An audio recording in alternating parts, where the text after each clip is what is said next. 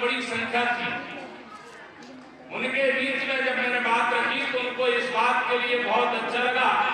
उन्होंने स्वीकार किया कि हमारे प्रथम शिक्षिका के रूप में माता सावित्रीबाई फुले नहीं होती तो हमारे बेटियों को स्कूल जाना बड़ा दुर्लभ था। स्कूल तक पहुंचाने का काम हमारी माता सावित्रीबाई फुले ने किया और आज हमारी बेटियां उच्च पदों पर बैठी हैं तो माता सावित्रीबाई फुले की प्रेरणा से बैठी है। इसलिए मेरा आप सबसे निवेदन है, समाज की कुरीतियों को और खराब चीजों को अगर कोई ऐसी बेड़ियों को काट सकता है तो वो शिक्षा काट सकती है। शिक्षा को महत्व के साथ साथ हम माता सावित्रीबाई फुले के जीवन से प्रेरणा लें और विशेष रूप से मैं आप सबको यही अनुरोध करना चाहूंगा, कार्यक्रम बहुत अच्छा है, भव्य है, हमें महापुरुषों से सीखने की जरूरत है। कार्यक्रम तो हम सब जगह हो जाते हैं, सब लोग बहुत जागरूक हैं, सब लोग बहुत जागरूक हैं तो कार्यक्रम तो हो ही जाते हैं, सबका सहयोग मिलता है। विशेष रूप से अगर आप शिक्षित होंगे तो मंच का उपयोग कर सकते हो। अगर शिक्षित नहीं होंगे तो ये नहीं पता रहेगा कि कौन से प्रतिनिधि में क्या ताकत है, वो हमको हमारे समाज को क्या दिशा दे सकता है। अगर शिक्षित है तो हम इस बात को अच्छी तरह से समझ सकते हैं।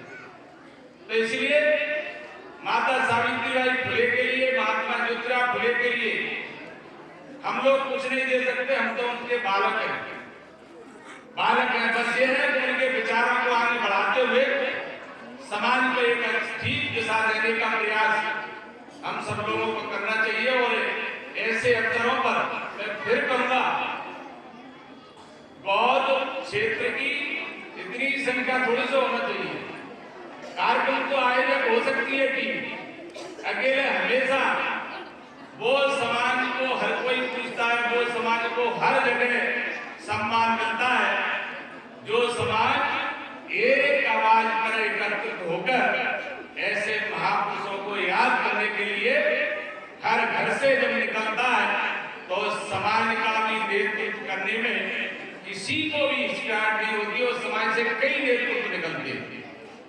इसलिए इस अवसर पर अच्छे कार्यक्रम के लिए मैं बहुत बधाई दूंगा। और एक चीज और कहना चाहूंगा आपको, क्योंकि ध्यान दिलाने की जरूरत है।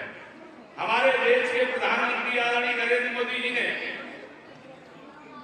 माता सावित्रीबाई फुले से प्रेरणा लेते हुए उन्होंने बेटी पढ़ाओ बेटी बढ़ाओ ये योजना प्रारंभ की। आज हमें प्रसन्नता है इस बात की कि बेटियों के क्षेत्र में हमारी दोनों सरकारें मातृशक्ति के क्षेत्र में जो काम कर रही है ये किसी से छिपा नहीं है। राज्य की सरकार, हमारे मुख्यमंत्री जी लगातार बेटियों को कहीं लैपटॉप, कहीं स्कूटी, जो अच्छी बेटी होनहार है उनको पढ़ाई के क्षेत्र में जो आगे निकल रही है उनको प्रोत्साहित करने का काम दोनों सरकारें कर रही हैं। प्रधानमंत्री जी भी कर रहे हैं, मुख्यमंत्री जी भी कर रहे हैं। देखिए कितनी दुर्भाग्य की बात है कि 194वीं जयंती हम मना रहे हैं।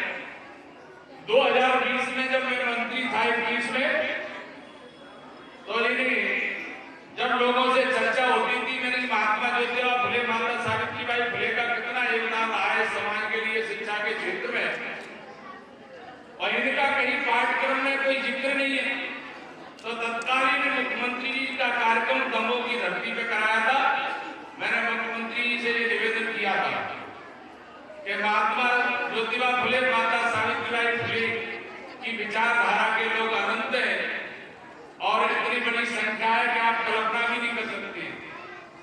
इनका जो समाज के लिए जो समर्पण भाव से जो संघर्ष रहा है, उस संघर्ष को के बारे में हमारी आज की वर्तमान पीढ़ी को भी याद करने के लिए जो वो पढ़ सके। कई बच्चे जो पढ़ने के लिए जाते हैं तो प्रारंभिक शिक्षा में पाठ्यक्रम में अगर उनकी जीवनी को सम्मिलित करेंगे तो ये सभी लोगों को प्रसन्नता होगी।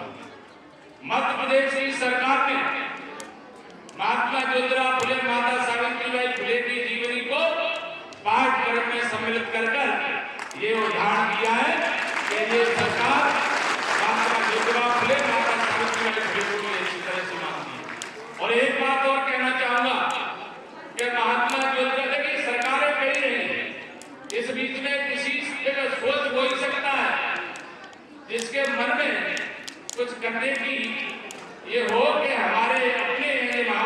वही सरकार काम करती है। प्रधानमंत्री का मैं आप सबकी तरफ से और आपकी ओर से धन्यवाद दूंगा। प्रधानमंत्री को छोटा शब्द उनका अभिनंदन करना चाहूंगा कि महात्मा ज्योतिराव फुले की आने वाली जयंती को प्रधानमंत्री जी ने ये निर्णय लिया है।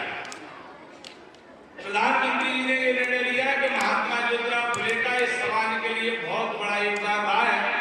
पिछड़े दलित शोषित समाज के लिए जो संघर्ष शिक्षा के क्षेत्र में उन्होंने किया, जो रास्ता दिखाने का काम किया, महात्मा ज्योतिराव फुले की 200वीं जयंती पूरे देश